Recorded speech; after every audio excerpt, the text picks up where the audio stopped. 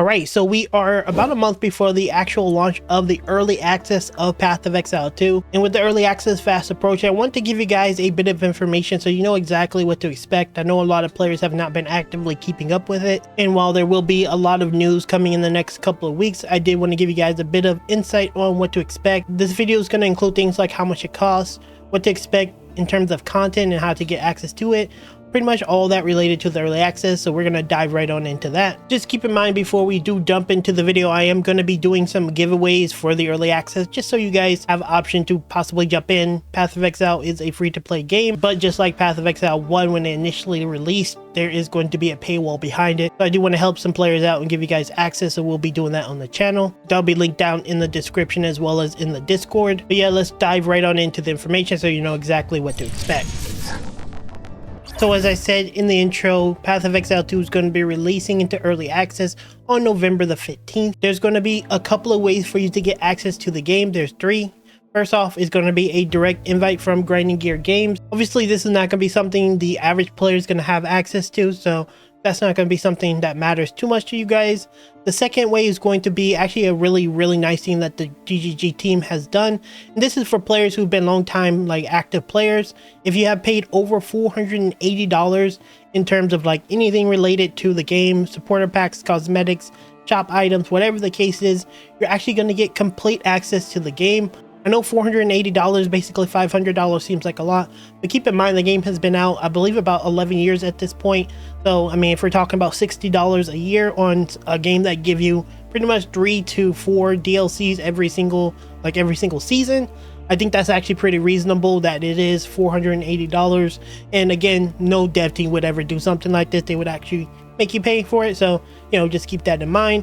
With that said, there is going to be a paywall for you to get access to it if you haven't spent that much, and that's going to be $30 for early access. For those of you who are not aware, because it's been a long time, Path of Exile 1 actually had this when they first launched it for well, actually I don't know how much it was because this was so long ago. The paywall is not something that's uncommon. Again, I'm going to be doing some giveaways on the channel to help you guys offset that, but if you want to get access and you haven't spent $500 in PoE, or you're not specifically invited by GGG, you're gonna have to shell out $30 to get early access. Just keep in mind you're going to get about $25 of in-game currency that you can use to just pay for things anyway, so it's actually a pretty sweet deal. You're essentially paying for $5 to get early access with all the currency that you're going to get. I know it doesn't work out that way, but it is important to note. But yeah, overall that is going to be the launch. That's what you should expect, November the 15th, or you should be able to get in. That's when everything goes live. Now, if you are someone who is looking to give a little bit more to GGG, or you want to get cosmetics, you want to get more things, keep in mind they will very likely have supporter packs. Not even very likely, they have come out and said it in some of their recent interviews. It is important to note that if you are a Path of Exile player, like Path of Exile 1 player, you have bought things, that will transfer over directly to PoE 2. If you have stash tabs, you have cosmetics, you have anything like that related to the game, is going to transfer over to PoE 2, so you don't have to worry too much about stash tabs.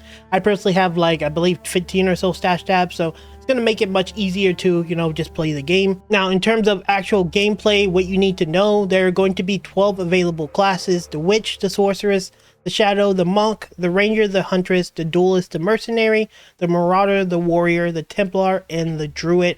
All are going to be playable classes.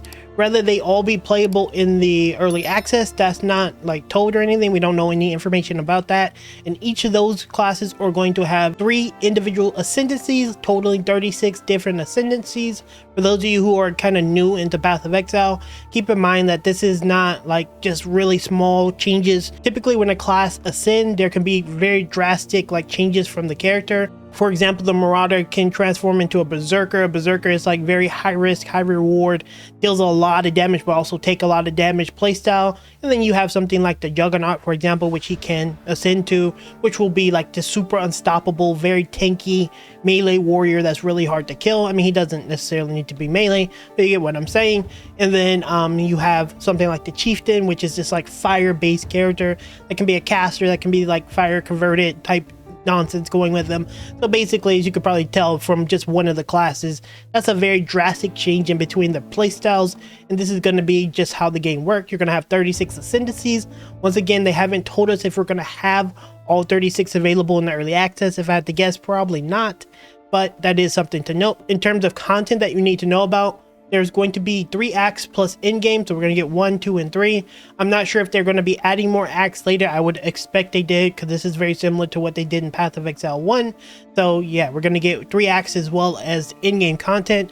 To what extent that in-game content is going to be, who knows, but we are going to have it. As we get a little bit closer to the launch, obviously they may give us a little bit more information, we may have more, but as of right now, as I'm making this video, we will have pretty much 3 acts, which is really cool, and you're going to be able to jump into in-game and see what it's all about. And if you know anything about Path of Exile's in-game, it's really juicy and pretty nice, so it's going to be really cool. For those of you who are wondering about the seasonal, yes, it is going to be functionally very similar to those who play like Diablo 4, as well as Path of Exile 1, I guess, and you're going to still have very similar systems where you're going to have resets. You can go to the like base realm as well as the seasonal realm that is going to be existing in Path of Exile. And as far as wipes, they haven't really said anything.